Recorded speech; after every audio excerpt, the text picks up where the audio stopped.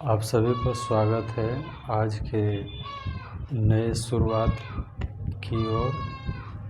जिस चीज़ का आज हम शुरुआत करने वाले हैं उसमें आप लोगों का स्वागत है। जैसा कि सूचना दिया गया था कि आज 11th स्टार्ट हो जाएगा, तो आज हमारा 11th स्टार्ट होने जा रहा है। तो आज हमारा इंट्रोडक्शन क्लास कहिए, पहला क्लास कहिए, जो क्लास कहिए, आज से हमारा फिजिक्स 11th का स्टार्ट हो चुका है।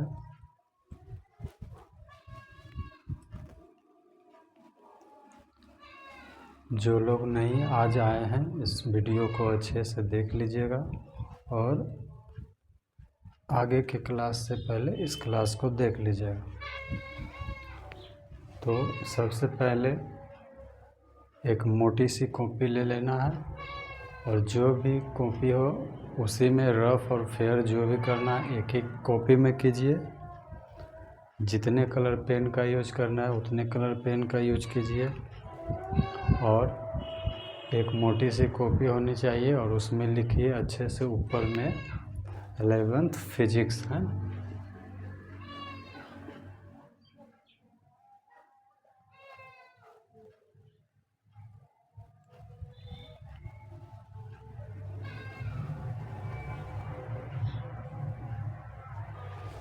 सब लोग ऊपर में लिखिए 11th फिजिक्स।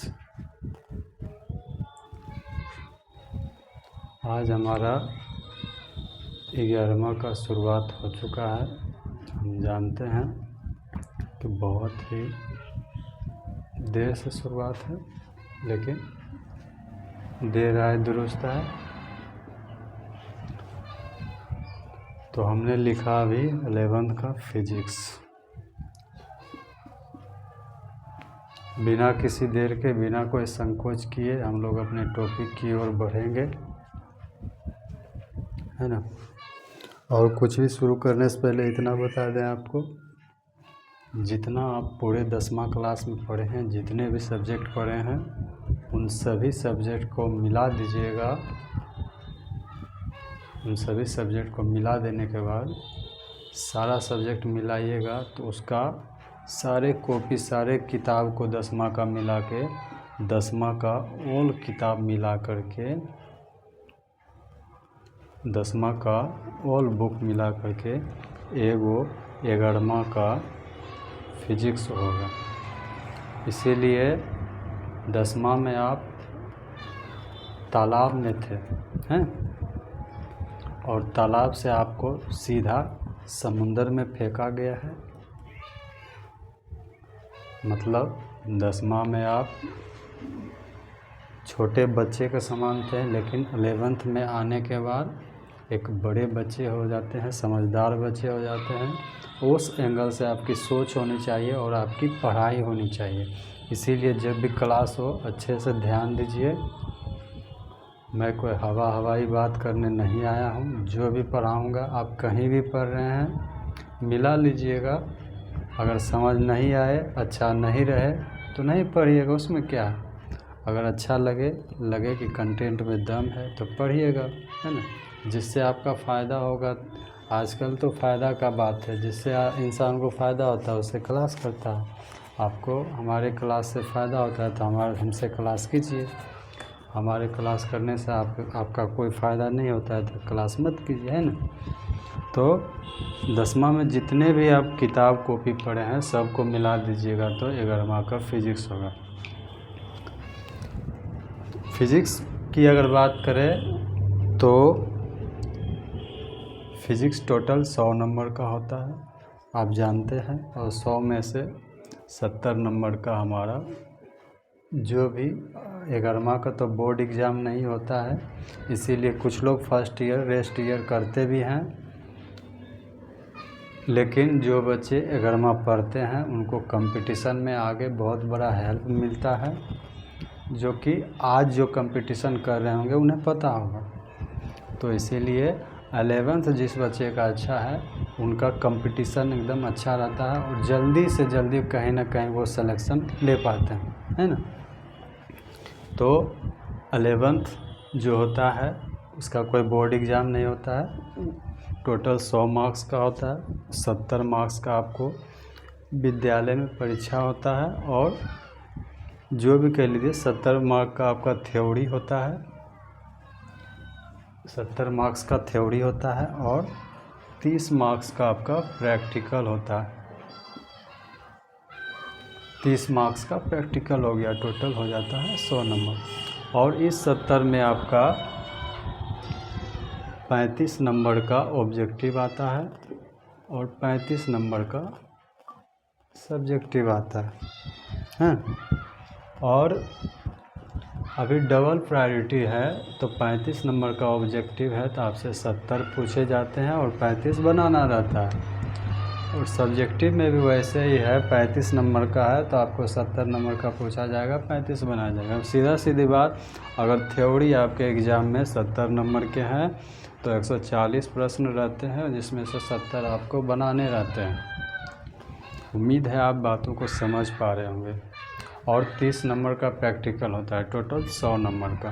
तो हम लोग समझ चुके हैं कि फिज़िक्स का सिलेबस क्या होता है, कैसे क्या होता है, एग्ज़ाम के पॉइंट ऑफ व्यू से हम लोग समझ चुके हैं।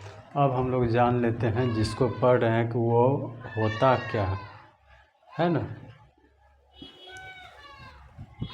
फिज़िक्स हम पढ़ रहे हैं तो हमें फिज़िक्स जानना चाहिए। आप लोग में से कितने बच्चे हैं जो कि फिज़िक्स का परिभाषा बता सकते हैं? अगर बता सकते हैं तो कमेंट में लिख के भेजिएगा ज़रूर, है ना। जल्दी जल्दी भेजिएगा, कितने बच्चे बता सकते हैं फिज़िक्स का परिभाषा, डेफिनेशन, है ना। फिज़िक्स किसे कहते हैं?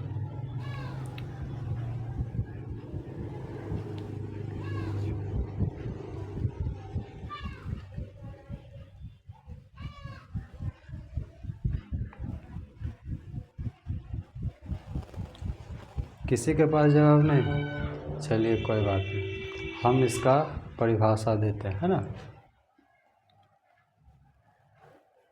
Physics is a branch of science. अभी किसी को लिखना नहीं है, बिल्कुल समझना है। Physics is a branch of science in which we study about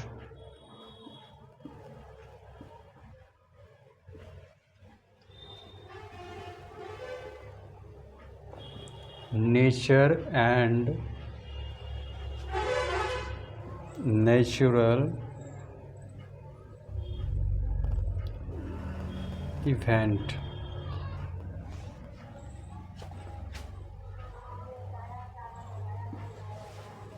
क्या लिखा हुआ है, दिख रहा होगा आप सबको? चलिए अच्छे से दिख रहा है। कहता है physics is a branch of science in which we study about nature and natural event। इसका मतलब क्या हुआ? इसका परिभाषा हम हिंदी में भी लिख लेते हैं, है ना।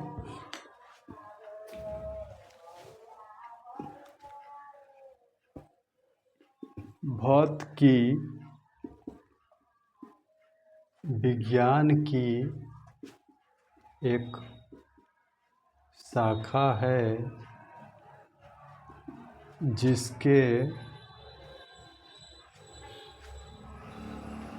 अंतर्गत हम, राइटिंग में थोड़ा सा कन्फ्यूजन हो सकता है, वैसे राइटिंग बहुत अच्छी है ना। कुछ दिन के बाद आप समझ जाएंगे। कहता है भौतिकी विज्ञान की एक शाखा है जिसके अंतर्गत हम प्रकृति एवं प्रकृति से जुड़ी घटनाओं का अध्ययन करते हैं।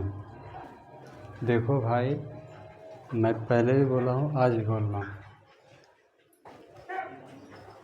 मैं ऑफलाइन में भी यही बोलता हूँ। ऑफलाइन क्लास में मैं हमेशा बोलता हूँ कि आप कहीं भी पढ़िए, अगर मेरे पास पढ़ रहे हैं तो आज आपको लगे कि कंटेंट में दम नहीं है, दूसरे जगह हमसे अच्छा पढ़ा रहे हैं, तो कोई दिक्कत नहीं है, दूसरे जगह चल जाइए। अगर फिर आपको लगे कि नहीं हम ही अच्छा पढ़ा रहे हैं तो फिर आ जाइए। टीचर एक ट्रेन के जैसे होते हैं। ट्रेन मतलब जो स्टेशन पे चलता है ना, उसकी बात कर रहे हैं। ट्रेन कभी किसी से गुस्साता है क्या? आप लोग अक्सर देखे होंगे, कहीं जाते हैं सफ़र में, हम लोग जिस ट्रेन पे बैठे होते हैं, कभी कभी उस ट्रेन को कहीं लगा दिया जाता है 1 घंटे 2 घंटे के लिए, और पास में एक दूसरी ट्रेन आती है, तो हम कहते हैं ये ट्रेन बहुत देर लगा दिया, चलो उससे चलते हैं। और उस ट्रेन से आप चले जाते हैं, और बीच में वो ट्रेन क्या किया, वो तो 2 घंटे लगाया था, और दूसरा ट्रेन से जो आप गए हैं ना, 4 घंटा कहीं लगा दिया। तब आप क्या कहते हैं, अरे वही ट्रेन वहाँ ठीक था यार, बेकार एकरा पे चढ़ गए। फिर वो ट्रेन आएगी, फिर उस पर चढ़ जाइए। ट्रेन थोड़ी कहेगा उतर जाओ, क्यों चढ़े हो मेरे ट्रेन पे? ट्रेन बोलेगा? नहीं बोलेगा। वैसे हम भी नहीं बोलेंगे। आपको पढ़ा रहे हैं, समझ आता है पढ़िए, समझ नहीं आता है नहीं पढ़िए। जहाँ भी मार्केट घूमना है घूम लीजिए। फिर लगे कि नहीं गोलू भैया ही अच्छे पढ़ाते हैं, फिर आ जाइए मेरे पास, हमको कोई दिक्कत नहीं। हम पूरा प्रयास करेंगे अच्छे से समझाने का।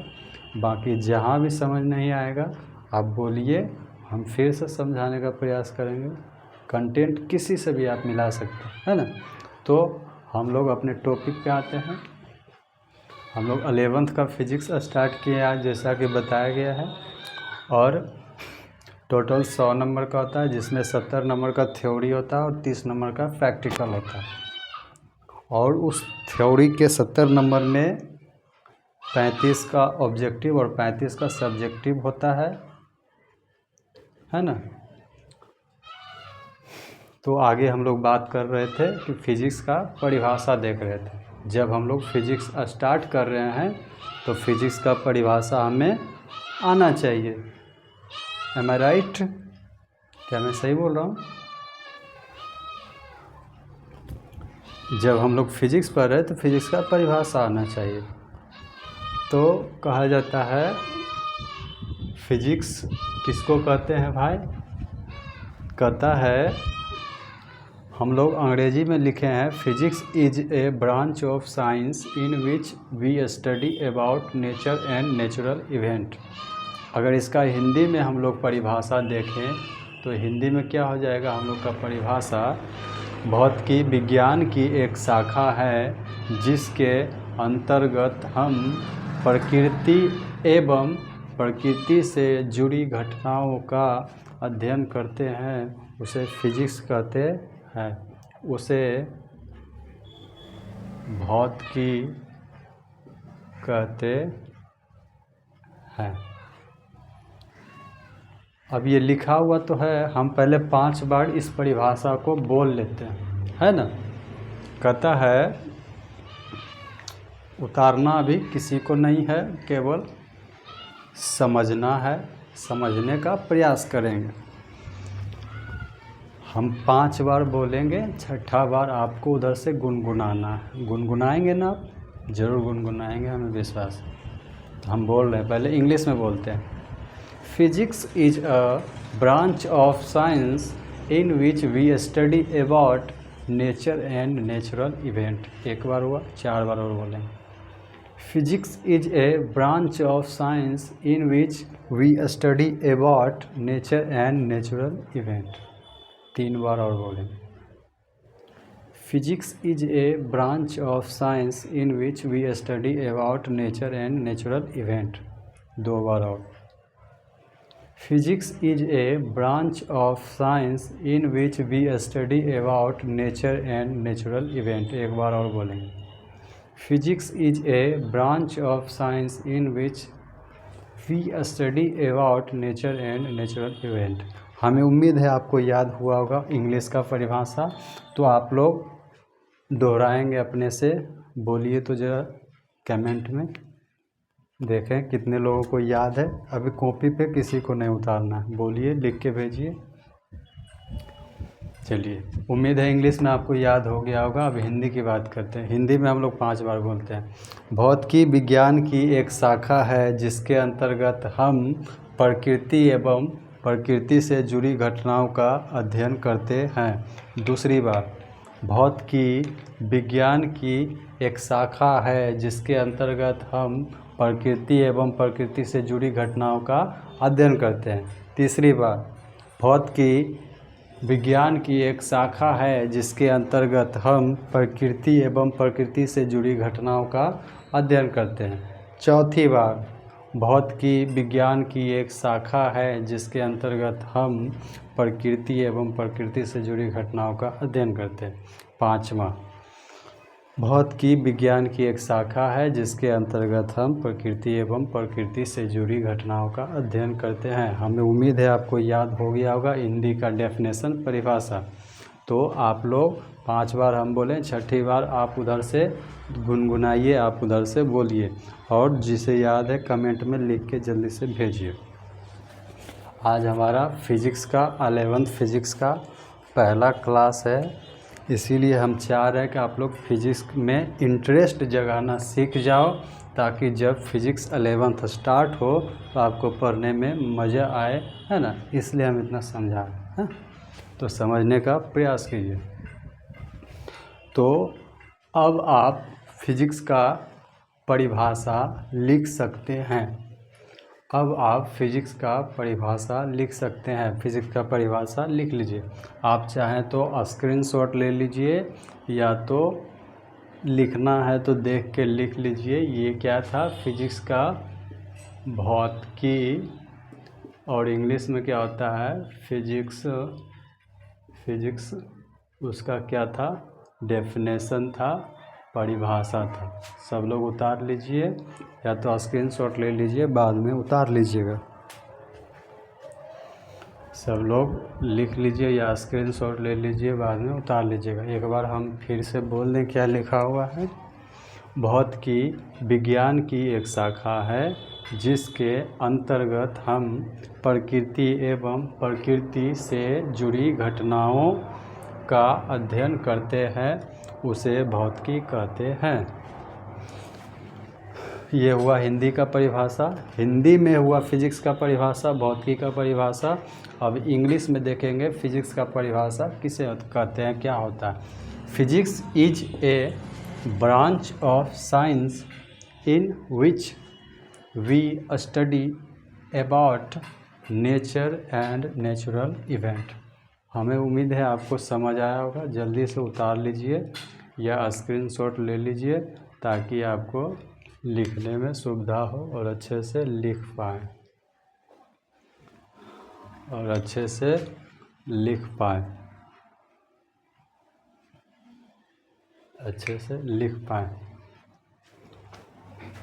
तो हमें उम्मीद है आपको समझ आया होगा। डेफिनेशन सबको समझ आ गया तो स्क्रीनशॉट ले लीजिए। डेफिनेशन सबको समझ आया है तो स्क्रीनशॉट लीजिए, है ना। तो हम अब इससे आगे चलेंगे। सब लोग स्क्रीनशॉट ले लिए हैं, सब लोग स्क्रीनशॉट ले लीजिए। हम लोग अब इससे आगे चलेंगे। इससे आगे हम लोग क्या चलेंगे, थोड़ा सा और क्लास को बड़ा कर रहे हैं। इससे आगे हम लोग क्या चलेंगे, सब लोग उतार लिए, सब लोग उतार लिए। चलिए ठीक है, थोड़ा सा हम क्लास को इसको मिटा रहे हैं, ठीक ना। स्क्रीनशॉट ले लीजिए, सब लोग ले लिए। चलिए ठीक है, इसको हम मिटा रहे हैं। थोड़ा सा क्लास को और बड़ा कर दीजिए।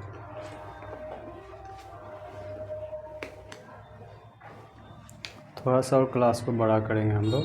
क्लास को बड़ा क्यों करेंगे? अभी हमने देखा फिजिक्स का परिभाषा, अभी हमने देखा फिजिक्स का परिभाषा। अब हम लोग देखेंगे फादर ऑफ फिजिक्स के बारे में, है ना। Father of physics, father of physics, father of physics, भौतिकी के पिता, भौतिकी के पिता। फादर ऑफ फिजिक्स, भौतिकी के पिता। फिजिक्स, फादर ऑफ फिजिक्स, भौतिकी के पिता। हम लोग जानते हैं आजकल के बच्चे बहुत जीनियस होते हैं। मैं बहुत स्लो पढ़ा रहा हूँ, धीरे धीरे हम लोग फास्ट पढ़ाना शुरू करेंगे, है ना। आज पहला क्लास है इसीलिए स्लो कर रहे हैं, है ना। तो आगे से हम लोग फास्ट करेंगे। आज पहला क्लास है इसीलिए स्लो स्लो चल रहा है। हमने जाना फिजिक्स क्या होता है, हमने जाना उसको हिंदी में भौतिकी क्या होता है। अब हम लोग जान रहे हैं father of physics, I mean भौतिकी के पिता कौन है, कैसे क्या भौतिकी का इतिहास है ना। तो इसको लिखने के बारे में, इसको लिखने से पहले हम आपको थोड़ा सा कहानी सुना दें। कहा जाता है फादर ऑफ फिजिक्स के बारे में कि भौतिकी के 3 पिता माने जाते हैं। भौतिकी के कितने पिता माने जाते हैं? 3 पिता। पहला का नाम आता है, हम लिखेंगे नहीं, बोल देते हैं। पहला का नाम आता है गैलीलियो, है ना। दूसरा का नाम आता है क्या? न्यूटन। और तीसरा का नाम आता है आइंस्टीन। चलिए लिख ही देते हैं। पहला का नाम आता है गैलीलियो, दूसरा का नाम आता है न्यूटन और तीसरा का नाम आता है आइंस्टीन। तीसरा का नाम क्या आता है? आइंस्टीन। इतने डीपली आप कभी नहीं पढ़े होंगे, है ना। पढ़े होंगे तो बताइए हमको थोड़ा। सीधा फिजिक्स का टॉपिक स्टार्ट हो जाता है 11th का, इतना डीप में नहीं पढ़ाया जाता। अगर हमसे पढ़ना है तो जुड़े रहिए, रोज़ जुड़िए, रोज़ पढ़िए। तो कहा जाता है फादर ऑफ फिजिक्स, भौतिकी के पिता 3 को माने गए हैं। पहला गैलीलियो, दूसरा न्यूटन और तीसरा कौन? आइंस्टीन। इसके पीछे एक कहानी है, इसके पीछे कहानी है। क्या कहानी है हम थोड़ा सा आपको बता दें, ज़्यादा टाइम नहीं लेंगे। कहा जाता है, पहले कहा जाता था अक्सर कि सूर्य जो होता है ना, कहानी क्या है इसमें? कहानी कुछ ऐसा है कि ईसाइयों के एक गुरु हुआ करते थे। किसके गुरु? ईसाई के।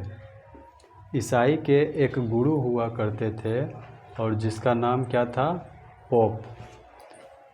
ईसाई के एक गुरु हुआ करते थे जिसका नाम हुआ करता था पोप। ईसाई के एक गुरु हुआ करते थे जिसका नाम क्या था?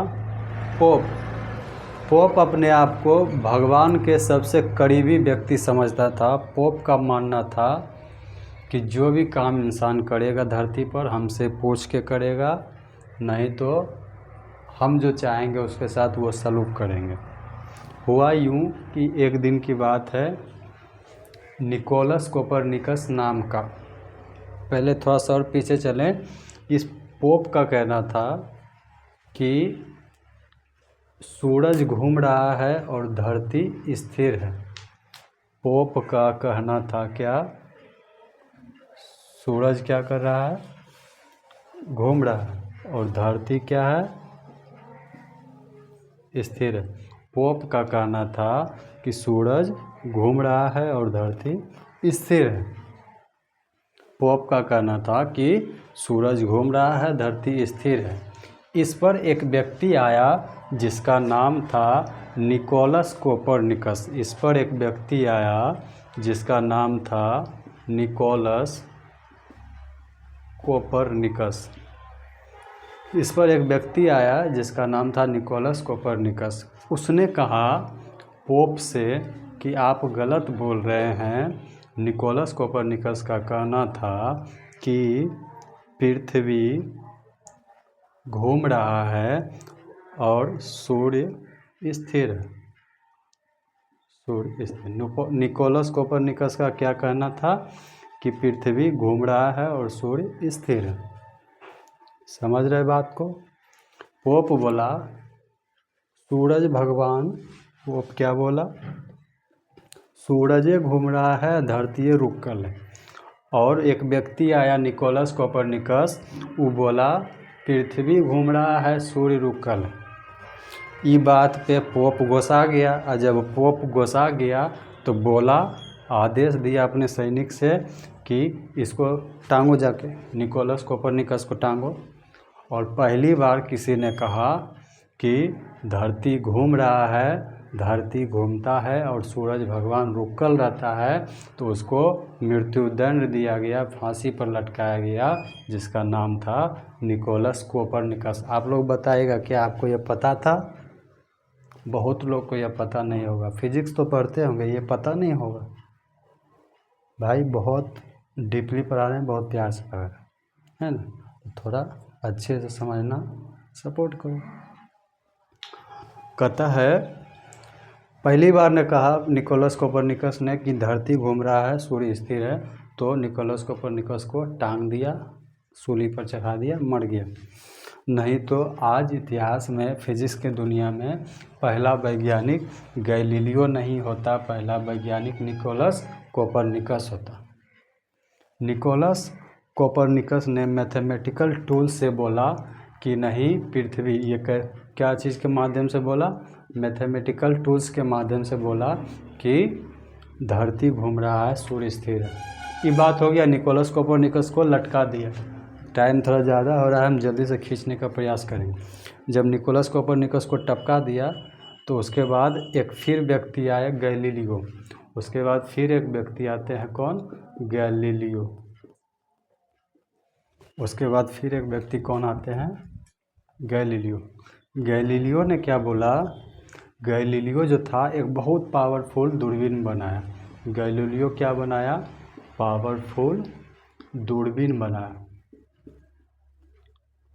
गैलीलियो क्या बनाया? बहुत पावरफुल दूरबीन बनाया। उस दूरबीन से देखा जा सकता था कि उस दूरबीन से क्या किया जा सकता था? देखा जा सकता था कि धरती घूम रहा है कि सूरज। हाँ, नीचे से देखता था तो पता चल जाता था कि धरती घूम रहा है कि सूरज। तो गैलीलियो ने बोला पोप को जा कर के कि महाराज, आप हमारा दूरबीन से देखिए तो आपको दिखेगा बढ़िया से कि धरती घूम रहा है और सूरज रुकल है। तो फिर गैलीलियो ने वह निकोलस कोपरनिकस वाला हाल किया। गैलीलियो को बोला, अपना सैनिक को बोला, पोप एक टांग, गैलीलियो को टांग। तो गैलीलियो को गया, पहले 7 दिन उसको बंद किया जेल में, 7 दिन जेल में बंद किया। फिर उसको बुलवाया और पूछा कि बोलो, धरती घूमता है कि सूरज? तब गैलीलियो सोच लिया, गैलीलियो तेज था, बोला अगर हम बोल देते हैं कि सूरज कोची का है, क्या है, रुकल है और धरती घूम रहा है, तो हमको निकोलस कोपरनिकस के जैसा धरती पर लटका देगा, फांसी पर लटका देता। तो हम बुद्धि से चलते हैं। बुद्धि से वो क्या चला, बोला नहीं हुजूर, आप ही सही बोल रहे हैं कि धरती जो है ना रुकल है और सूरज घूम रहा है, आप ही सही बोल रहे हैं। तब गैलीलियो वहाँ से गोसा के भाग गया, अपना दूरबीन वजह पटक के, न तो मरता ओकरे नहीं, निकोलस कोपरनिकस नहीं है। तो दूसरी बात ये रहा है,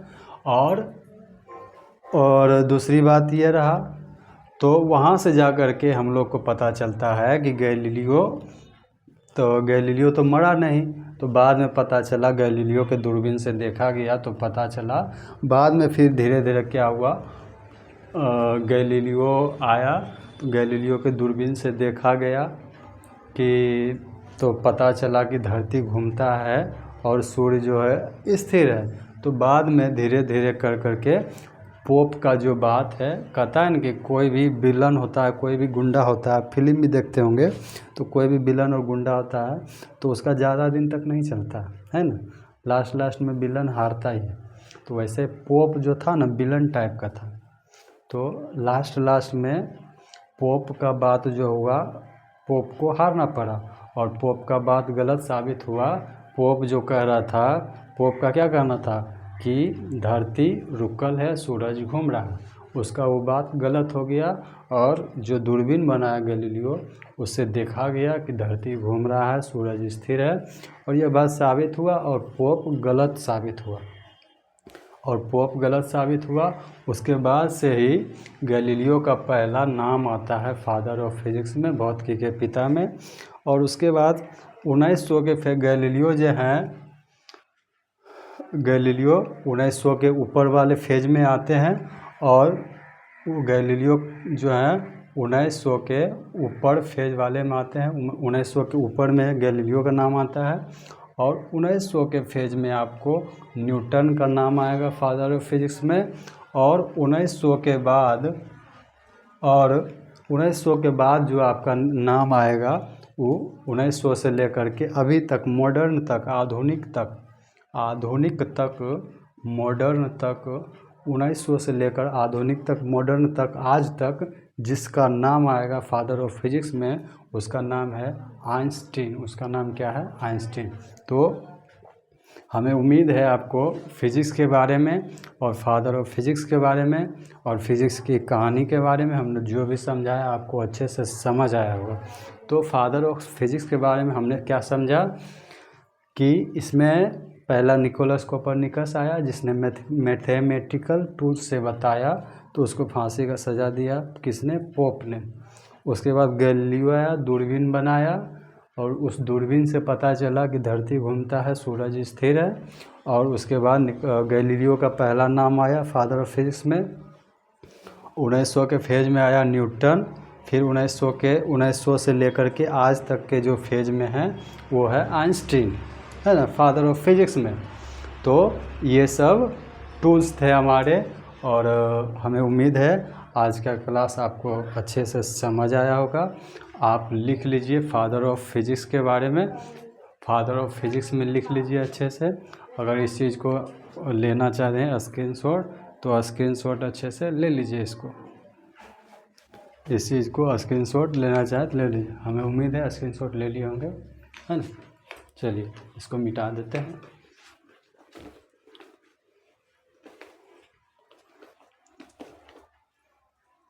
इसको हम मिटा दिए और थोड़ा सा बांध देते हैं। भौतिकी के पिता, इन सब को हम एक साथ बांध देते हैं। भौतिकी के पिता, फादर ऑफ फिजिक्स, भौतिकी के पिता फादर ऑफ फिजिक्स। कितने नाम आते हैं? पहला गैलीलियो, दूसरा न्यूटन और तीसरा आइंस्टीन।